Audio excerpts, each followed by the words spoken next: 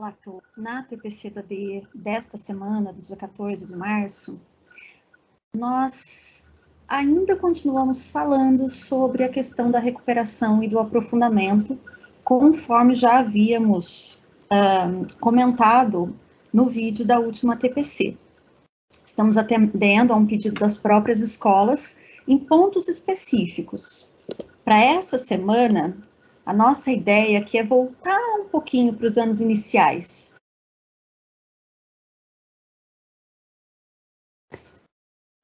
Em se tratando de recuperação, como comentamos no último vídeo, a secretaria ela tem um olhar para os alunos do 6º ano e não só dos anos iniciais. Então, tentar voltar para os anos iniciais para a gente lembrar, para a gente entender um pouco melhor como é que se dá a aprendizagem dos alunos nos anos iniciais. A aprendizagem dos alunos, a gente está pensando logicamente em pontos específicos. Vamos tratar aqui hoje da questão do letramento, dos letramentos, tá? Além de entender um pouquinho melhor o que seria, né, esse conceito de letramento, de letramentos, que é uma realidade no Fundamental 2, até no ensino médio, entender um pouquinho qual é a relação da alfabetização e do letramento, né? A perspectiva que se trabalha nos anos iniciais hoje é de um alfabetizar letrando, né? Em tratar um pouquinho da questão do letramento matemático, numeramento, né? Entender um pouquinho o que são esses conceitos nessa TPC de hoje. Vamos trazer especialistas para dialogar conosco, tá? Para falar da questão de alfabetização e letramento, Magda Soares, tá? A Magda Soares é uma referência nesse país para se pensar em questões ligadas à alfabetização e letramento, com foco na questão, sim, da educação. O que vai ser oferecido aqui, ela vai explicar para a gente a diferença entre alfabetização e letramento, e também vai tratar um pouquinho das fases da aquisição da escrita. Então, embora a gente vá trazer uma coisa mais teórica, também tem, é uma coisa mais teórico-prática, tá? Nós vamos visitar junto com a Magda e uma escola pública de Lagoa Santa, em Minas Gerais, e o trabalho dos professores alfabetizadores para entender como é esse processo tão complexo, tão difícil para o aluno da aquisição da escrita, né? Da aprendizagem da leitura, né? Feita por meio da mediação da escola e dos professores, né? E a ideia realmente é que vocês pensem nos alunos de vocês e tentem identificar, será que no 6º ano, ou até em outros anos, eu tenho alunos em que eu posso categorizar em uma ou outra fase, né? O nosso foco aqui, ela vai ser em três hipóteses, né, da escrita, 3 fases específicas. A silábica sem valor sonoro, tá? A silábica com valor sonoro e a silábica alfabética. Existem fases anteriores que aí realmente a gente entendeu que não interessam aqui para os professores dos anos finais, do fundamental e obviamente não para os professores do ensino médio também. Mas fica na descrição do vídeo, tá? Se vocês quiserem assistir um vídeo com a Magda, em que ela vai estar falando um pouquinho sobre essas fases, podem fazer isso em outro momento. E entendendo essas 3 fases, a gente já começa a entender um pouquinho também o que seria aí a escrita alfabética, né? Vamos retomar isso em ATPCs futuras e sempre isso. Pense no seu aluno. Será que realmente eu posso dizer que o meu aluno está nessas fases de aquisição da escrita? Ou será que ele avançou? Será que a questão dele é outra? Entender qual é a fase que esse aluno está, entender como é que se dá esse processo de aprendizagem e entender qual é a mediação do professor, tá? Saber como a gente vai lidar com esses alunos. Depois, para falar um pouquinho do letramento matemático, nós trazemos a Iracema Cusati, a professora de metodologia da matemática da FAI, da Universidade Estadual de Minas Gerais, e a Luciana Zenha, tá? Também da FAI, da Universidade Estadual de Minas Gerais. Elas vão explicar um pouquinho para a gente aqui o que é esse conceito de letramento matemático, qual a relação dele com o conceito de letramento, e como a gente pode ver aqui pela imagem, é a mediação do professor também.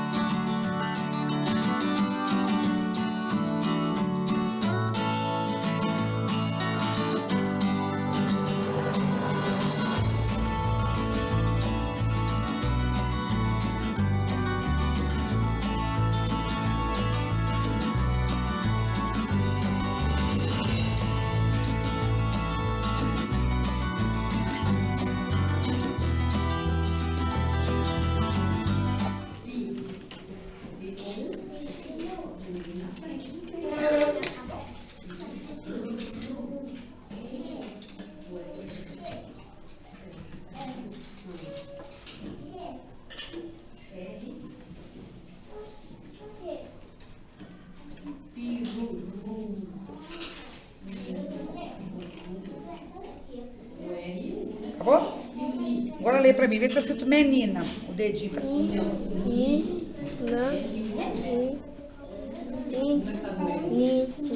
tá? As pessoas não se dão muito conta de como é difícil para a criança aprender um sistema de representação que é bastante abstrato, porque se trata de representar os sons da fala em grafias, em riscos, traços, né? E a criança precisa descobrir isso. Para que ela vivencie esse processo, é necessário que o professor entenda esse processo, como é que esse processo se desenvolve na criança, como é que ela vai construindo esse conhecimento desse sistema de representação tão complexo, tão abstrato. Para que o professor compreenda isso, é necessário que ele tenha fundamentos psicológicos, fundamentos fonológicos, porque se trata de ouvir o som das palavras e representar esses sons pelas letras, pelos grafemas, e fundamentos linguísticos, fundamentos sociolinguísticos, porque as crianças falam de forma diferente, dialetos diferentes, e a fala é diferente da escrita, e cada dialeto tem uma relação diferente com a escrita. Então, conhecimentos de sociolinguística são também necessários, para citar só os mais importantes.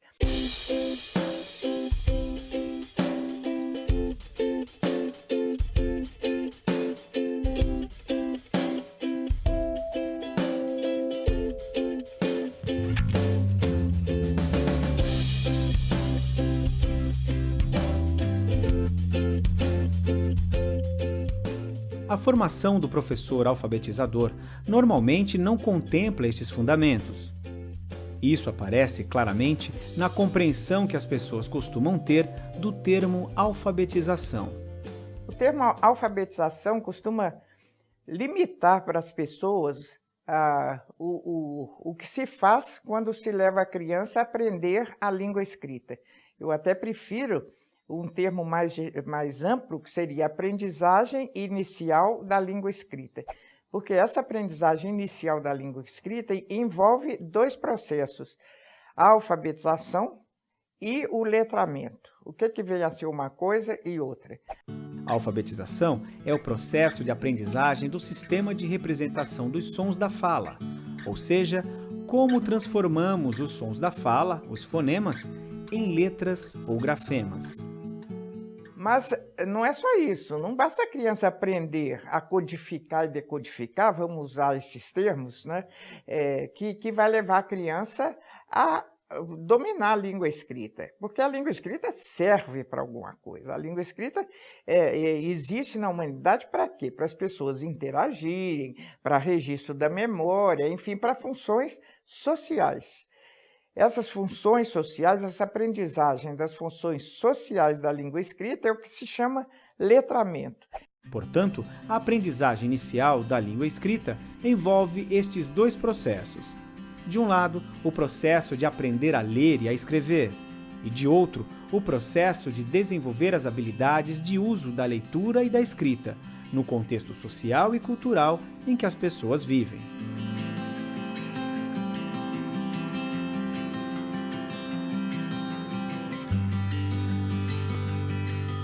É como se a alfabetização fosse a aprendizagem, a aprendizagem de uma tecnologia, porque é uma tecnologia, aprender a transformar sons em letras e letras em sons, né? E aprender até como é que se usa essa tecnologia. É preciso saber usar o lápis, segurar o lápis, não pôr pressão demais no papel, senão rasga o papel, que a gente escreve de cima para baixo e da esquerda para a direita. Então, são elementos de uma tecnologia que é a alfabetização. E que tem processos próprios, são processos próprios, cognitivos, linguísticos, que orientam essa aquisição dessa tecnologia que é a alfabetização. Por outro lado, o letramento, que é aprender a produzir textos, a ler e compreender o que lê, a ajustar o texto que escreve, para quem escreve, em que contexto escreve, com que objetivo escreve, né? E saber identificar e lidar com diferentes gêneros de texto, isso é letramento, são processos próprios, diferentes dos processos de alfabetização. Os dois processos são distintos, são específicos, com bases cognitivas e linguísticas específicas, mas, ao mesmo tempo, na aprendizagem inicial da língua escrita, eles devem ser contemporâneos, né? Eles devem atuar ao mesmo tempo. A criança se alfabetiza num contexto de letramento, e a criança se letra ao mesmo tempo se alfabetizando. E é importante que os alfabetizadores e as alfabetizadoras trabalhem com esses dois processos ao mesmo tempo, mas respeitando a especificidade de cada um deles.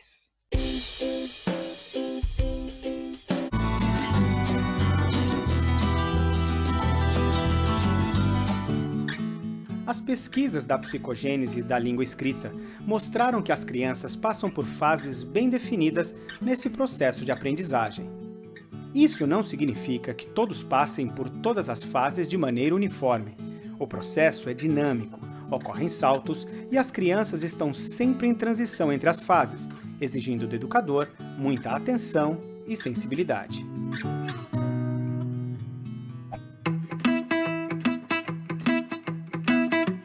O primeiro momento crítico é perceber que a gente escreve o som. Um segundo momento crítico, quando ela percebe que se escreve o som, ela começa a perceber que esse som, que essa cadeia sonora que é a palavra, pode ser segmentada, né? Então, borboleta pode ser segmentada em borboleta, né? Esse é jacaré. Faz para tchalé. Quantos pedacinhos tem jacaré? Não, fecha a mãozinha. Fecha a mãozinha. Não, vamos fazer, ó. Fecha a mãozinha. Toda vez que a boquinha abrir, o dedinho levanta. Vamos. Já.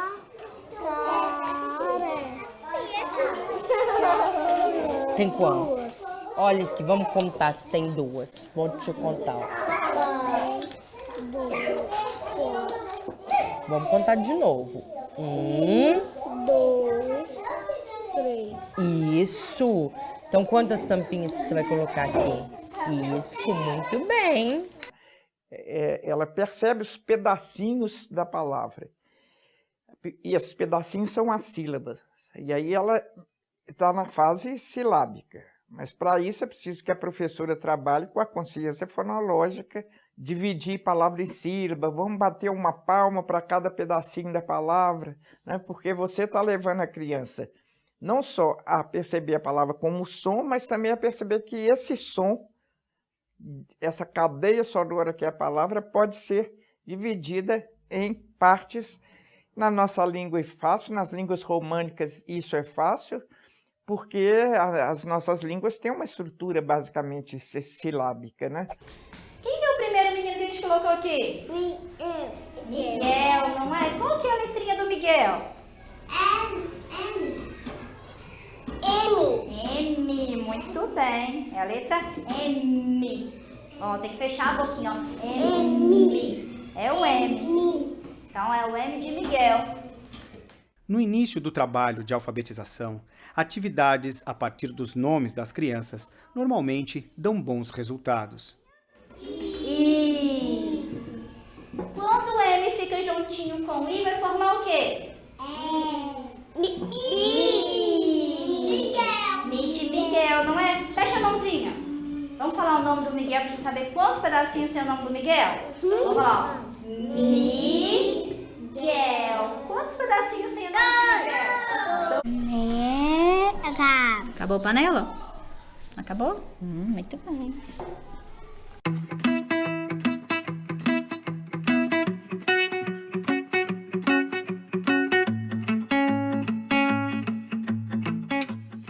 Quando ela começa a perceber a segmentação da palavra, ela já usa tantas letras quantas sílabas a palavra tem. Essa fase em que ela é silábica porque escreve uma letra para cada sílaba, mas um silábico não fonetizado, ou seja, sem relação com o som da palavra. Ela põe qualquer letra, não com relação com o som. É o silábico sem valor sonoro, não tem valor sonoro essa letra.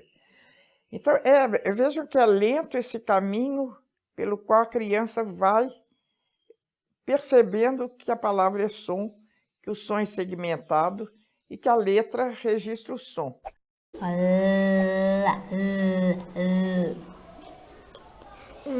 Nessa fase, o objetivo é ajudar a criança a identificar uma letra que represente um dos sons da sílaba, ou seja, orientar a criança para que avance para a fase silábica com valor sonoro.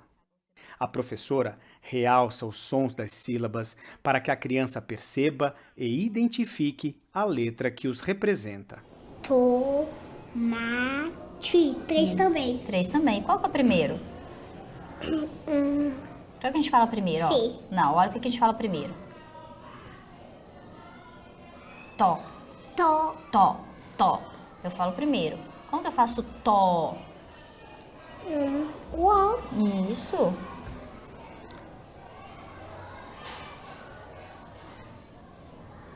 Ó.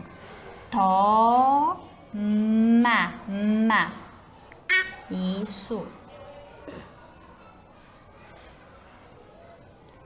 Põe o dedinho pra ler. Tomata. Isso. Tomate. Ti. B. Ó, tomate. Té. T. Isso. T. Agora lê. Tomate. Acabou. Acabou? Muito bem. Quando ela chega nesse momento, ela já coloca para cada sílaba uma letra que é um fonema da sílaba. Mas antes de você escrever o nome dessa figura, eu quero que você chame os pedacinhos deste nome. Boneco. Faz os pedacinhos com o dedinho para a Andréia ver. Bem alto, bonito. Deixa eu ver. Boneca. Alice já sabe como dividir a palavra em sílabas. Qual que é o primeiro pedacinho? Olha, qual que é o primeiro pedacinho que você falou? Bo. Então faz para mim o bó. Ela já representa o som mais evidente de cada sílaba com uma letra. Qual que é o segundo pedacinho que você falou? Né. Então faz o né para mim.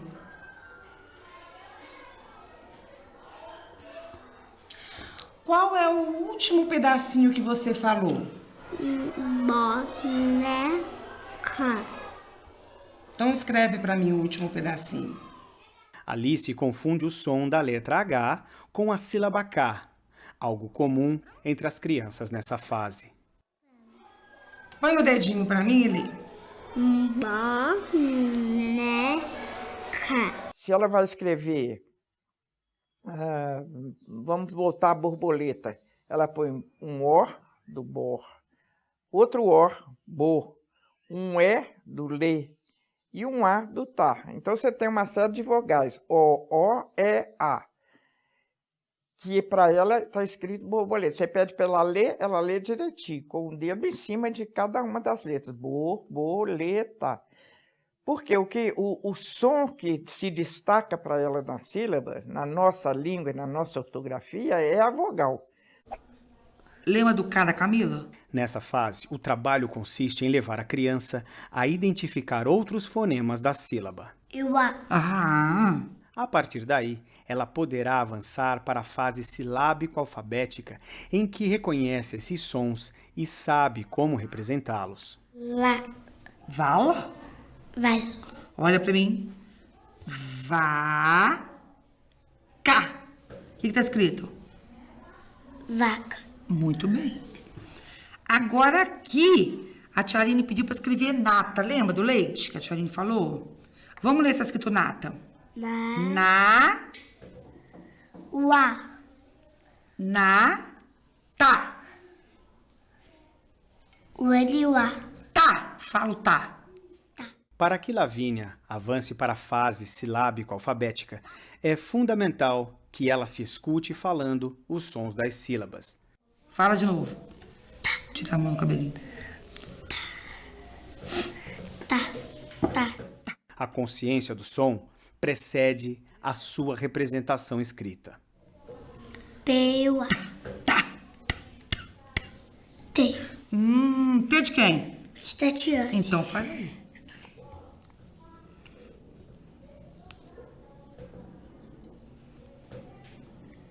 O T com quê? A. A professora sabe que deve ajudar Lavínia a organizar seu pensamento. Um dos procedimentos é fazer com que Lavínia leia o que ela mesma escreveu. Tá. Tá escrito nata? Vamos de novo. Na. Tá. Tá. Tá certo. Tá certo. Essa fase da silábico com valor sonoro, que a criança já começa a perceber se estamos trabalhando com a consciência fonológica e com os sons das letras, ela já começa a perceber que tem mais som na sílaba do que ela estava pensando. Agora eu preciso dessa aqui. Você sabe o que é isso aqui? Uma buzina. Então, buzina, ó. Bu. Você colocou o U, mas é o bu. Bu. Qual letrinha que vem antes? Ó. P. Hein? P. Gabriele começa a perceber os vários sons contidos nas sílabas, mas para ela e para muitas outras crianças, há sons muito parecidos. Faz. B. B. B. O P. Não, é o B. Fala o B pra mim. B, né? Então você vai escrever o bu pra mim. Os movimentos dos lábios para pronunciarmos P e B são muito parecidos. Embora a diferença seja clara para os adultos, é comum as crianças terem dificuldade de percepção, assim como acontece com os sons de F e V e D e T, por exemplo. Vai virar bu. Você falou o nome da letrinha? P. O P é assim, ó. P. Você vai fazer assim pra mim. B. Fala o B pra mim. P. B. De novo. P. B, né? Agora você escreve o B aqui pra mim. Agora, bu. U. Essa letrinha que a gente vai escrever agora é a letrinha que a gente usa para fazer o barulhinho da abelha. Mas você não conhece ela ainda. A gente fazia zzz, zzz. Mas tem uma palavrinha lá, um bichinho lá no alfabeto que começa com essa letra, que é a zebra. Procura a zebra no alfabeto para mim. Achou? Então escreve a letra da zebra aí para mim.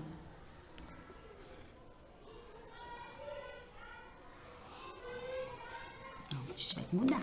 Para que Gabriele possa representar a sílaba Z, ela precisa conhecer a forma da letra Z e o som que ela representa.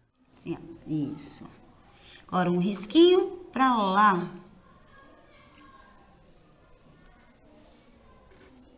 Agora um risquinho para cá. Agora eu quero o Z, né? Já colocou, mas eu preciso do Z. Z. Um exemplo como peteca, né, que no momento a criança desenha, na fase cônica. No segundo momento ela faz um rabisco qualquer, escreveu peteca. No terceiro momento ela põe uma série de letras e acha que escreveu peteca. No quarto momento ela põe 3 letras quaisquer, F, M, B, e diz escrevi peteca. No momento do silábico com valor sonoro ela escreve P, E, e costuma escrever o K, porque ela aprendeu que existe uma letra K. K, eu quero escrever K, eu ponho o K. Aqui é exatamente pensar, cada letra é uma sílaba, né? São 2 letrinhas que confundem o K, a criança, o K e o H. E o H, quando ela tem que escrever uma palavra que começa com o H, ela põe um H. É frequentíssimo ver a criança escrever. Nessa fase, por exemplo, galinha, ela põe H-I-A. E, em geral, os professores que que essa menina bota um H para representar. É porque o nome da letra é H. Então, e é um H oxítono, né? O nome é oxítono. Então, o Gá que sonha. Então, Gá representa a sílaba H. Tudo isso nessa fase da silábica com valor sonoro. Um dia Pichote estava nadando e olhando os outros peixes. Eles brincavam contentes nas águas claras do lago. De repente, Pichote pensou: Você tem que me voltar e 17.700. 16.700. O que é o letramento? E quais são as relações que esse letramento vai estabelecer na alfabetização e na aquisição da primeira língua, né, da língua materna, e do numeramento em relação à matemática? Essa é a nossa discussão. Existe alguma diferença, professora Iracema, em relação a essa condição também de aquisição do letramento na matemática? Você pode nos falar um pouquinho sobre isso? Sim. Luciana, o que acontece na matemática é que não existe muita distinção entre o numeramento e a alfabetização matemática. Na verdade, a gente poderia colocar como sendo reflexões sinônimas, o que vocês colocam sobre letramento e o que a gente vem discutindo sobre numeramento, que a gente também chama de um letramento matemático, de uma matematização, de uma numeracia, né? Então, são reflexões semelhantes, porque o que a gente tenta, na prática desses termos, é desenvolver práticas sociais de leitura e escrita no âmbito dos conceitos matemáticos. E o numeramento, ele tem esse caráter de uma prática escolar voltada para os conhecimentos matemáticos, para uma leitura de mundo que vai além da leitura dos códigos numéricos, além da quantificação, que vai para uma compreensão das relações, de relações lógicas, de relações com situações cotidianas, com fenômenos naturais.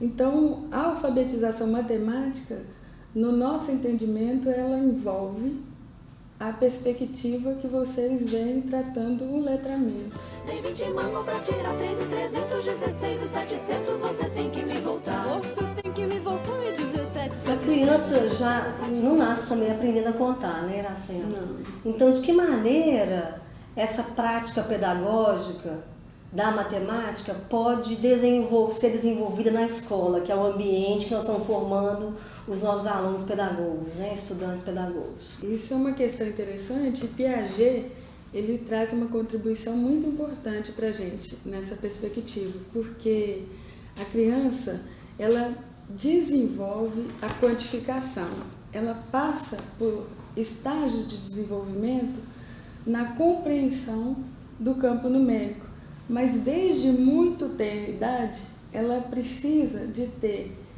estimulações, vivências com quantidades, com objetos, para que ela possa explorar relações de classificação, de ordenação, sequenciação, enumeração, correspondência, equivalência.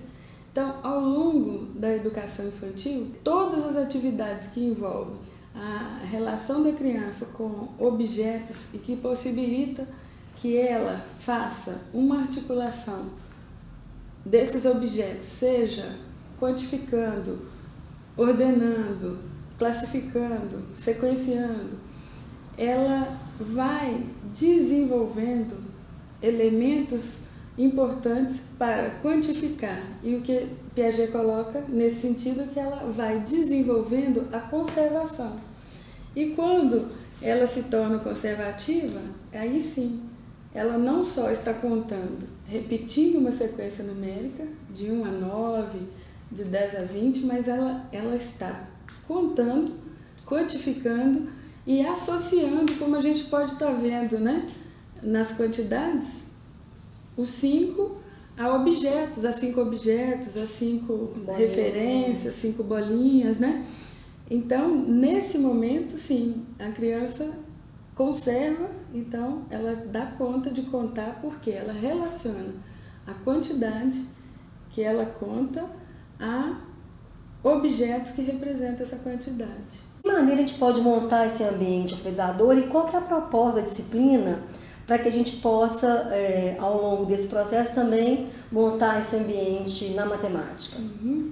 Bom, eu acho, Luciana, que uma questão interessante para a gente começar a pensar nesse ambiente alfabetizador é resgatar um termo muito próximo da matemática, que é o verbo matematizar, né? Porque esse verbo traz com ele a questão das ações relacionadas às capacidades que a gente trabalha com os professores e que, por consequência, a gente espera que os professores levem para suas salas de aula para desenvolver com seus alunos. Juntamente com a função social do número e todas as possibilidades de exploração que faz parte do cotidiano que rodeia a criança, é importante trazer para as atividades de sala de aula para que eles comecem a associar não só sequências numéricas, não só quantidades, mas as outras significações que os números também assumem, né? De representação, de classificação, de ordem, de trajeto, de estatura, medida, peso. E para dar sentido a essas funções sociais do número, a gente também tenta trazer materiais manipulativos, não só materiais pedagógicos, como também sucata, material que a gente tenta reaproveitar como embalagens, coisas que a gente possa dar uma utilidade e atrelar um significado numérico para esses objetos. Então, por exemplo, os alunos vão estudar nas unidades a importância da organização do sistema numérico. Para entender a organização do sistema numérico, nós apresentamos vários materiais. Por exemplo, um joguinho que é o troca-peças, que nada mais é do que um jogo formado por 4 fichas coloridas, né? São várias fichas de cor azul, várias fichas de cor amarela, vermelha, verde, e a partir de uma brincadeira de troca, definida uma base ou um agrupamento, as crianças começam a ter contato com a organização por grupos. E essa organização por grupos é a base do nosso sistema de numeração decimal. No nosso sistema, a base é 10, mas no trabalho com as bases, o troca-fichas, a gente explora as bases não decimais para que a criança possa entender a dinâmica das trocas e entender quantas ordens são possíveis à medida que a gente vai ampliando as quantidades e as bases de troca. E quando chegamos na base 10, nos agrupamentos de 10 em 10, a gente já tem um material, que é o material dourado, que elas também vão desenvolver atividades, e que esse material já vem todo estruturado com ranhuras, né, organizando as barrinhas em 10 cubinhos. Da mesma forma que 10 barrinhas formariam uma placa de 100 cubinhos. Mas para a gente chegar nessa organização de 10 em 10, a gente passa por um trabalho com fichas, agrupando em bases não decimais, 2 em 2, 3 em 3, 5 em 5. A gente também usa uma subdivisão do material dourado, que é esse multibases, que são agrupamentos. Nesse caso aqui eu trouxe de 5 em 5. E ainda voltando à questão da contagem, da quantificação, um outro joguinho que elas vão ter também contato durante o curso é a Torre de Hanoi. Por quê? Porque essa Torre de Hanoi é uma perspectiva bem interessante de quantificar, de trabalhar com as regras, de seguir uma ordenação, porque a proposta é de movimentar uma torre. No caso, essa torre está formada por 3 discos. Para movimentar essa torre, eu não posso movimentar mais do que um disco de cada vez e nunca posso sobrepor um disco maior sobre um menor. À medida que eu vou movimentando disco a disco, eu vou contando e ao final eu movimentei a torre. E para ela resolver isso, o que vai acontecer? Ela precisa de ter uma tomada de decisão para não fazer nenhum movimento repetitivo, para que ela movimente de fato a torre com o número mínimo de movimentos necessários dos discos, seguindo a regra. E a partir dessa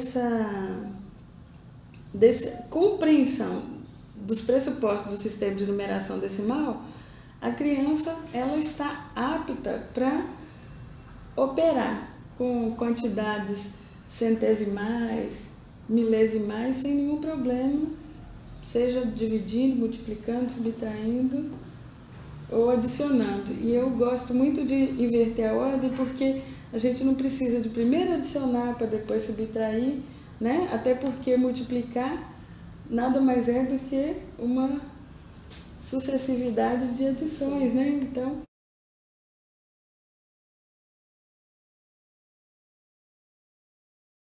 vocês já ouviram falar dessa sigla STEAM?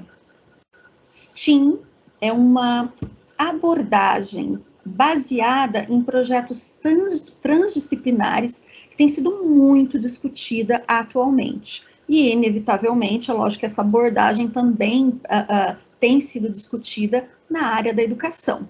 É uma sigla que vai reunir as palavras aí ciência, tecnologia, engenharia, artes e matemática. Aqui em Piracicaba, a Diretoria de Ensino e a Secretaria Municipal da Educação, elas fecharam uma parceria com um instituto para a formação dos professores a respeito dessa abordagem, né, tão atual que é o STEAM. Essa formação, ela vai ser online e ela vai contar com a presença de ninguém menos do que Lilian Bassic. Lilian Bassic, o ano passado falamos muito de Lilian Bassic nas nossas ATPCs de linguagens. Ela é a referência nesse país para se pensar em metodologias ativas e ensino híbrido, né? Olá, tudo bem? Eu sou Lilian Bassic, juntamente com o Leandro Holanda, nós organizamos esse livro STEAM em sala de aula, a aprendizagem baseada em projetos, integrando conhecimentos na educação básica. Eu fui convidada para contar um pouquinho para vocês, né, sobre o significado do STEAM, e mais ainda, o que eu gostaria de trazer um pouco nessa minha fala, é o impacto, né, do STEAM na educação básica, né? O STEAM é um acrônimo que significa ciência, tecnologia, engenharia, arte e matemática, e ele tem como objetivo central envolver o estudante na resolução de problemas reais que envolvam uma visão transdisciplinar dessas áreas, né? O que a gente quer dizer com essa visão transdisciplinar? Mais do que a gente pensar o STEAM como uma proposta, mão na massa, quer dizer, a gente vai envolver muito mão na massa, envolve robótica, envolve programação, envolve a construção de artefatos, mas a gente também leva em consideração todas as competências que a gente pode desenvolver quando o estudante precisa resolver um problema real, utilizando conhecimentos dessas diferentes áreas de conhecimento, né? Então, da ciência, da tecnologia. Hoje a gente sabe e tem muito bem claro que a gente pode envolver conhecimento das ciências humanas também, das linguagens, né? A arte está ali, mas da língua portuguesa. O quanto que estes conhecimentos das diferentes áreas são recursos para que esse estudante resolva problemas. Quando ele faz isso, a gente desenvolve comunicação, pensamento crítico e científico, a gente desenvolve argumentação, cultura digital, responsabilidade e, principalmente, como nem todos os problemas que ele vai resolver são problemas do seu entorno, próximos a ele, podem ser problemas do mundo real, a gente também pode desenvolver com esses estudantes as tais das competências, aprendizagens ou habilidades socioemocionais. Então, envolver aí a empatia, envolver essa relação mesmo do estudante se colocar no lugar de outras pessoas para as quais ele está resolvendo problemas e realmente analisar o que ele precisa fazer para resolver o problema do outro, né? Quando a gente olha para o STEAM, é uma das coisas que a gente tem feito, eu e o Leandro, bastante, que é usar o STEAM dentro da ideia da aprendizagem baseada em projetos. Em cada etapa que a gente desenrola essa resolução desse problema, a gente acaba envolvendo essa investigação, a gente envolve o empreendedorismo, a gente envolve a criatividade, envolve essa ideia de pensar nos problemas, né, nas questões socioambientais e socioculturais. E quando a gente olha hoje, né, para quem está aí trabalhando ou se dedicando a olhar para esse novo ensino médio, ele faz muito sentido nesse novo ensino médio, porque a gente realmente entende que esta resolução de problemas pode funcionar em todas as áreas da escolaridade. A gente tem olhado muito para o STEAM na educação básica, mas hoje a gente tem relatos, né, do STEAM aplicado no ensino superior, em diferentes áreas de conhecimento, e tem percebido o impacto dessa ação, que a princípio é uma ação mão na massa, que envolve essa construção de artefatos, que envolve esse estudante em ação, mas que esse mão na massa nem sempre é um produto físico, né? A gente pode ter esse mão na massa originando produtos da maior variedade possível, dependendo realmente do problema que vai ser solucionado.